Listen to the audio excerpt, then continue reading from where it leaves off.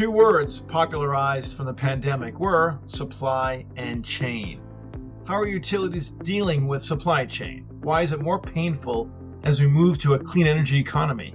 Given its global ramifications, we're excited to hear from the Sacramento-based municipal utility trying to manage through it all. We will cover this and a whole lot more next on Power Perspectives.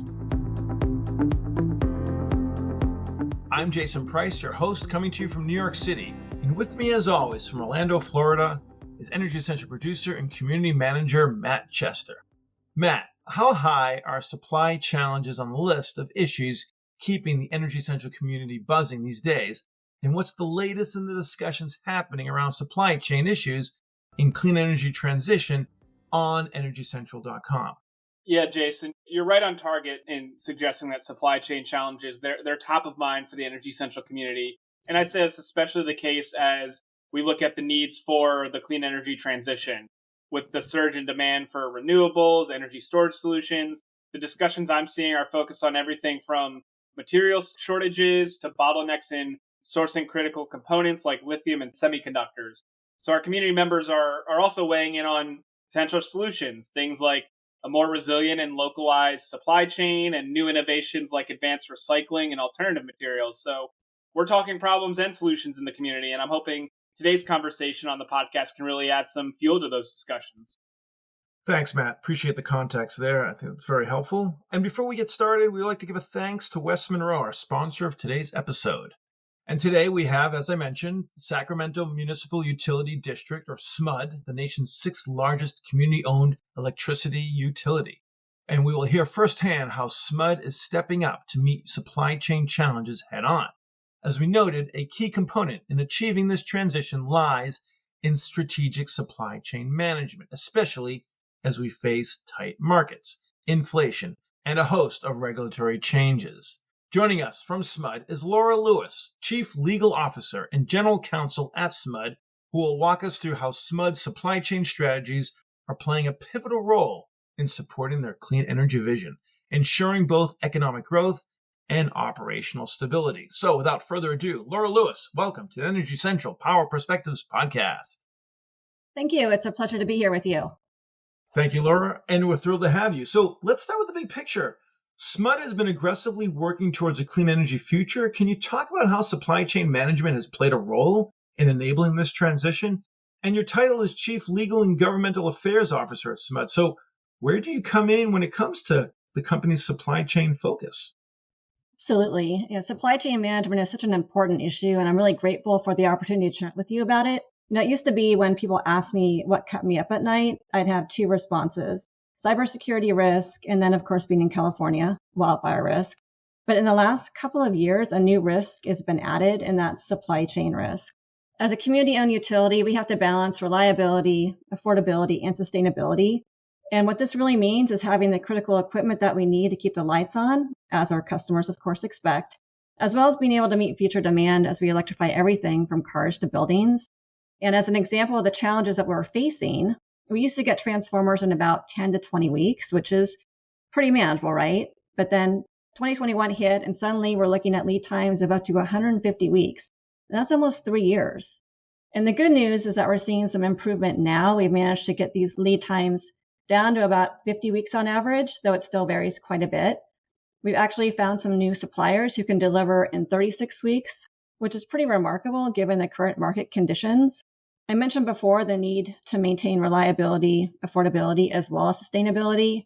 And in 2021, our board approved what we call the 2030 Zero Carbon Plan, which is essentially a roadmap to completely eliminate carbon from our power supply by 2030. And it's actually one of the most aggressive goals in the country.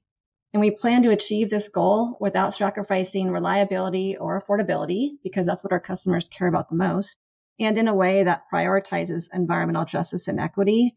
And we're also looking at carbon reduction holistically, so looking beyond our own emissions and seeing what we can do to eliminate carbon from the transportation and building sectors. And that's where actually things get really interesting, because we're now in the middle of this massive transformation in how people use energy. So when you think about electric vehicles, for instance, we're seeing these EV hotspots pop up in certain neighborhoods where suddenly we have 5 or 6 EVs on a single distribution circuit. And those transformers that I mentioned earlier, well, we may need to upgrade them much sooner than planned in those areas because of the increased power demand.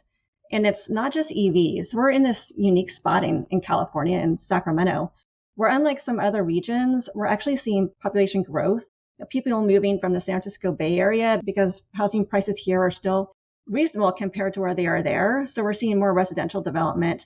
And then we're even getting interest from data centers looking to set up shop here in Sacramento because SMUD has some of the lowest rates in California. And I know you had a guest on your show about a month ago that talked about the massive energy needs that these data centers have and the amount of infrastructure needed to support them. And that includes, of course, transformers. So then finally throw in some extreme weather. And over the past few years, we've seen storms here in Sacramento with high winds that have taken down our power lines. And we need to make sure we've got enough equipment on hand to restore power quickly when these events hit. So what does that mean from a contracting standpoint? And let me share some numbers that really show how things have changed or quite dramatic. So 10 years ago in 2014, we were spending about $230 million in contract spend. In this year, 2024, we're looking at around $650 million in contract spend. So what's driving this massive increase? Well, of course, inflation. We're seeing increased costs around the board, but it's also a mix of other factors. I mentioned our 2030 zero carbon plan. Well, that requires us to develop renewable resources, and we're developing some regional wind generation. We're also hardening our system to prevent wildfires. And then finally, we're buying more distribution equipment to make sure our system is reliable and storm resistant. And we're doing this while maintaining some of the lowest rates in California. And all of this points to one crucial fact. Having a reliable and secure supply chain isn't just about keeping the lights on anymore. It's really fundamental to achieving our carbon reduction goals. And we need to ensure that we have the right equipment at the right time, whether it's for developing local renewable resources or preparing for the increased load from transportation and building electrification. And I really want to take a pause here and give a shout out to our supply chain team because they have managed to handle this dramatic growth, especially over the last 3 years. They're coordinating millions of dollars in contracts while planning for even more growth in the future. And it's a massive undertaking, but it's absolutely essential for building the energy infrastructure of tomorrow. Now you would ask, your title as Chief Legal Officer, where do you fit in this picture? And that's really a great question. And I'm smiling because sometimes I'll walk into a meeting with suppliers and they'll have this look on their face like, why did you bring your lawyer? And so it is sometimes surprising for people to learn that as Chief Legal Officer, I'm also the executive that oversees our supply chain operations. But when you think about it, supply chain management is fundamentally about risk management and organizational stability. And these are areas that align perfectly with my broader responsibilities. My role really centers around 3 key questions that guide everything we do. First, what are the risks we're facing? Because we need to understand these thoroughly and stay ahead of them. Second, what resources and strategies do we need to mitigate these risks? It's not just about having plans on paper. It's about having the right people, processes, and tools in place. And third, and this is really critical in today's rapidly evolving energy sector, what's changing in our business? We need to be able to see around the corner and constantly evaluate whether our current strategies and resources are sufficient to keep pace with industry changes. We can't just react to change. We need to anticipate and prepare for it. So running a utility supply chain isn't just about managing today's challenges. It's about building resilience for the future. And that's why having this strategic oversight at the executive level is really crucial for SMUD's success. All right. One prevalent challenge we've heard from utilities is that the supply chain isn't just needed to meet business as usual, but it's an important strategy to meet broader objectives. So can you talk about that? Yeah, we get asked a lot about whether our grid can support California's ambitious climate goals, especially when it comes to electric vehicles. And let me put this in perspective. Our 2030 zero carbon plan calls for 290,000 light-duty EVs in our service territory by 2030. And that's about 7 times the number of EVs we have on our system right now. So it's really a massive increase. But that's not all. We're also looking at significant new demand from medium and heavy-duty fleet vehicles because California has mandated that these vehicles go zero emission by 2045. So in trying to understand how this would impact us, we actually did a study of just our top 100 commercial fleets, and we found that they could add over 1,100 megawatts of new charging load. Our all-time peak demand, for context, is just shy of 3,300 megawatts. And if all that charging happened during peak periods, so for SMUD, that's between 5 and 8 on a summer day, we need about $1.2 billion in system upgrades over 20 years. And of course, all these costs have to be passed on to our customers. Now, here's the good news. We actually don't need to spend that kind of money. That level of investment, quite frankly, it's not affordable. And more importantly, it's just not necessary. The solution lies in better using what we already have. Our system is designed to handle peak load, which means that most of the time we have excess capacity. So the key is encouraging customers to use that capacity when it's available, rather than all charging their vehicles at the same time. And the technology to do this is already here. Modern EVs make it incredibly easy for customers to control when their cars charge. And the reality is most customers don't care when their car charges, as long as it's ready for them when they need it. In fact, we launched a residential pilot program last year with BMW, Ford, and GM involving about 1,000 customers. And it's pretty straightforward. Customers just set a time by when they need their car charged, and the system automatically charges when power prices are lower and there's less stress on our grid. And by managing EV charging in this way, we can significantly reduce costs for our customers. So it's really a triple win. Customers save money, we make better use of our existing infrastructure, and we're reducing carbon emissions because vehicles tend to charge during times of abundant renewables. And that's really what smart grid management looks like. It's not just about building more capacity, it's about using what we already have more intelligently. So partnering with automakers and leveraging technology, we're showing how utilities can support ambitious climate goals without breaking the bank or overwhelming the grid. Laura, you and everyone in this industry is talking about tight supply chain issues and long lead times, especially as it relates to critical components to run the grid like transformers. So talk to us and share with us, what are some of the concrete steps that SMUD is taking to manage these constraints and ensure you're able to continue and maintain the reliability for your customers? What's really interesting about our approach is that we're not just focusing on the supply side. We're actively managing both supply and demand. So it's about having a complete picture of our needs and resources. And let me take you back about 3 years ago when we were really feeling the pressure from high inflation and severe transformer shortages. That's when we created a comprehensive database that tracks every type of transformer and customer job in our system. We developed really detailed metrics and charts for inventory management, and it's all managed weekly by a cross-functional team. Having this robust database helps us monitor supply levels, maintain appropriate safety stocks, and most importantly, manage customer expectations effectively. So it's really been a game changer for us. And it's not just about tracking what we have today. It's about taking a longer term view and consolidating our spending strategically. Just as an example, we used to source large power transformers in small batches with about a 1 or 2 year forecast. We also procured them separately for each business unit. But that process wasn't attracting large manufacturers. So we had to think differently. Now all the business units get together to develop a 5-year forecast, and we'll go out to bid for that aggregate demand. In doing so, we increased our amount of global suppliers and decreased our costs. We saved about $32 million in savings on that one procurement. But we didn't stop there. We've expanded this approach to other critical equipment like circuit breakers. And one of our key strategies is ensuring we never rely on a single source for any critical equipment. We're actively maintaining multiple supply sources, both domestic and global, to reduce our risk exposure. And the key to all of this is really looking at the bigger picture. We're constantly monitoring our relationships with our suppliers, raising our safety standards for repair work, and making sure we have the resources and capacity to adapt if trends change. And critically, we've made sure to have the necessary contracts and funding in place to support all of these efforts.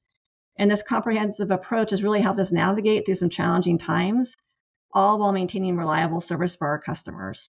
So it's not just about solving today's problems, it's about building resilience for whatever comes next. Yeah.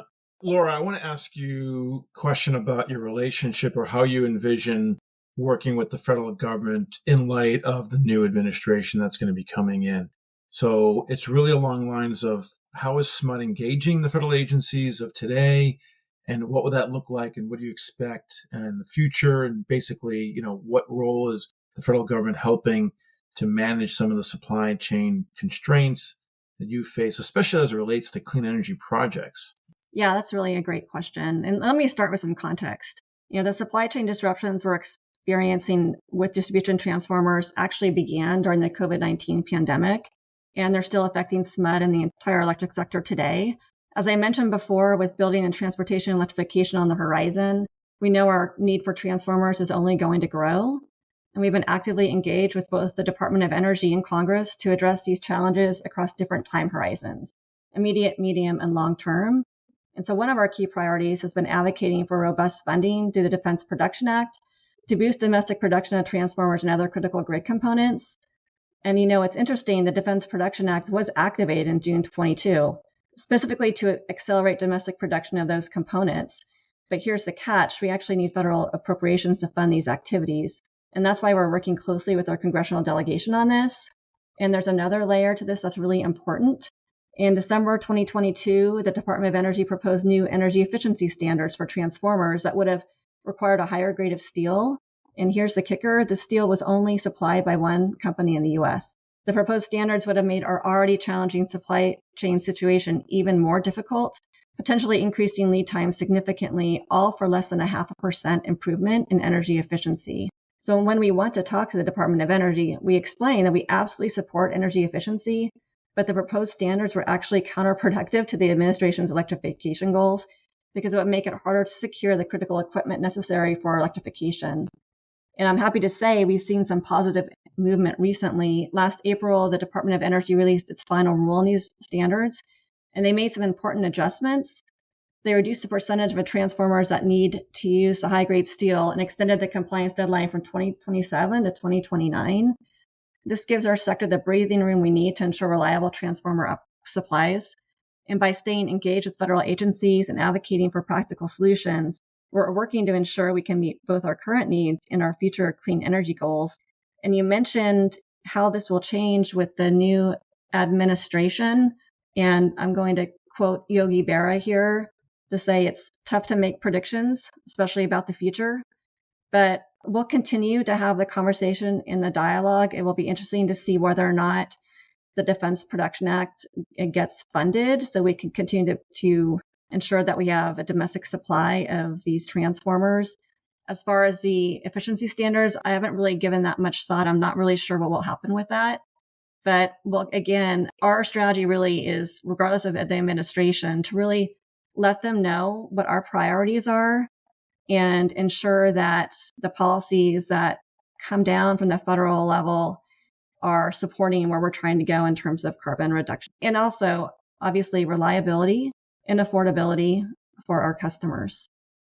Laura, I want to go back to something you said early on in the conversation. It was around, SMUD's commitment to finding areas for improvement and optimization have been demonstrated in areas like improved recycling and inventory processes, if I understood correctly. Can you talk about that? How are these efforts benefiting both the environment and SMUD's ultimate mission to serve? Yeah, at the heart of our approach is our supplier code of conduct. And it's more than just a document. It's really our blueprint for creating a more sustainable and responsible supply chain. And we work very closely with our contractors because we believe that together we can make a bigger impact. And when we talk about our code of conduct, we're looking at several key areas. Of course, there's compliance with laws and regulations, but we go beyond that. We focus on labor and human rights, environmental and social responsibility, health and safety, and diversity, equity, inclusion, and belonging. Ethics and compliance are absolutely fundamental to everything we do. So let me share some progress that we've made. We're seeing real results from our recycling, reuse, and waste diversion programs. For instance, through September of this year, we managed to keep over 1.5 million pounds of materials out of landfills. So that's up more than 10% from last year. So we're talking about things like pallets, wood reels, and metals from our warehouse operations. We're also making significant strides in tool electrification. Compared to last year, we've increased our use of electric tools by 20%. So now 7 out of every 10 tools we use are electric. And this shift isn't just about reducing emissions, it's about creating a better working environment for our teams. And then here's something that really shows how sustainability and good business practice actually go hand in hand. Through our investment recovery team, we've managed to return nearly $400,000 worth of reusable materials that might have otherwise ended up in landfills. So that's a win-win, better for the environment and better for our bottom line. So it's really about taking a holistic approach to sustainability. And when we evaluate our suppliers, we're looking at their entire approach to environmental sustainability. Because at the end of the day, our supply chain isn't just about moving materials. It's about doing it in a way that supports our broader mission of environmental stewardship and community service. Really appreciate the thoughtful response there. That's very interesting. And supply chain has become such a challenging and comprehensive topic. You're clearly doing a great job and continue it. And we really appreciate you sharing these thoughts. So, Laura, we're going to give you the final word, but at this moment in the show, we tend to take a pause and we go to what's called the lightning round, which gives us an opportunity to learn a little bit more about you, the person, rather than you, the professional. We'll throw at you a series of questions, and we ask you to keep your response brief to one word or phrase. So, are you ready? I am ready. I think so. All right, let's give it a try. So what book or movie would you bring with you to a deserted island? So I have to go with a movie here, and I'll say Crazy Stupid Love or any movie with Steve Carell. All right, sticking with movies, what's your go-to movie snack? Absolutely Junior Mints. And for everyone that is a Seinfeld fan, you might remember there was actually an episode that revolved around the Junior Mint. So if you haven't seen it, go look it up. Yeah, I know exactly what you're talking about. If you didn't end up at SMUD, what alternative career path do you think you would have taken? So, okay, I'm going to cheat here. It's not really a career path, but when I was a kid, I loved playing sports. So I always dreamed of competing in the Olympics. And the problem was I never found my Olympic sport. And, I was just really about to give up. And then I saw the Australian breakdance competition this summer. So I kind of feel like I still have a shot there. Okay. We have collected lightning round questions from past podcast guests to ask future guests. And so this one comes from Stephen Martz of Excel Energy. What is one thing that no one is talking about in the energy sector, but everyone should be talking about? Oh, there's so many exciting things going on in the energy sector that I think sometimes we forget to recognize the employees that perform the day-to-day activities that often go unnoticed and unsung. And when you stop to think about it, it's often the work that we don't talk about that is really foundational for our success. It's those small tasks that our teams do well each and every day to deliver reliable, affordable, and sustainable power to our customers and our communities. And one of my favorite quotes is from John Wooden, who was a former UCLA basketball coach. And he said, "Little things make big things happen." In other words, if we don't get the basics right, we can forget about all the rest. So I would say we should talk more about those everyday wins and the people working behind the scenes to make them happen. And now, Laura, it's your turn. What lightning round question do you want to challenge a future guest to answer? And it can be, of course, topical or related to the energy field. It's up to you. Okay, I'm going to go with one related to the energy field. So the relationship with our customers is going to change significantly over the next several years. And if I could describe our current relationship with our customers, I compare it to the relationship I have with my son, who's away at college. I typically don't hear from him unless there's a problem. But, as customers install devices on their side, a meter, we're going to want to establish a stronger partnership with them so we can leverage their devices, such as home batteries, EVs, and thermostats, in a way that provides us with mutual benefits. So the question I have is, what are some strategies for increasing engagement and participation in customer programs? Interesting. And lastly, Laura, what will you consider success when you ultimately look back at your career? I don't think that there's going to be any one thing. I'm really fortunate to have a career that challenges me and allows me to learn and get a little bit better each and every day. And if I can inspire others to grow and develop both personally and professionally, to embrace struggle, keep pushing forward and do good work and have some fun along the way, I think that would be satisfying for me. Fantastic. And Laura, I mentioned you would have the final word. So if our listeners can take just one thing away from today's conversation, what do you want that prevailing message to be? We're in very uncertain times, and the only thing that we know for sure is that we'll continue to see a lot of change in our industry, and that will bring with it new challenges along with new opportunities. So it's really going to be important for us as an industry to remain nimble, as well as to listen, learn, and work together so that we can continue to provide value to our customers and communities. Fantastic. Laura, really appreciate your insight today and giving us things to think about. And I know our listeners will have plenty of questions to ask if they're not munching on some Junior Mints while they're asking them. And watching Seinfeld. We certainly want to invite you back, Laura, to check in on things, to keep the conversation going. But until then, though, we just want to thank you for sharing your insight with us on today's episode of the podcast. All right. Thanks. It was a lot of fun. Thank you. And you can always reach Laura through the EnergyCentral.com platform, where she welcomes your questions and comments. And we also want to give a shout out of thanks to today's sponsor.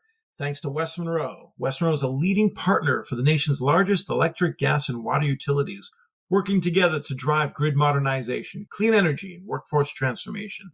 West Monroe's comprehensive services are designed to support utilities in advancing their digital transformation, building resilient operations, securing federal funding, and providing regulatory advisory support. With a multidisciplinary team of experts, West Monroe offers a holistic approach that addresses the challenges of the grid today and provides innovative solutions for a sustainable future. Once again, I'm your host, Jason Price. Plug in and stay fully charged in the discussion by hopping into the community at energycentral.com, and we'll see you next time at the Energy Central Power Perspectives Podcast.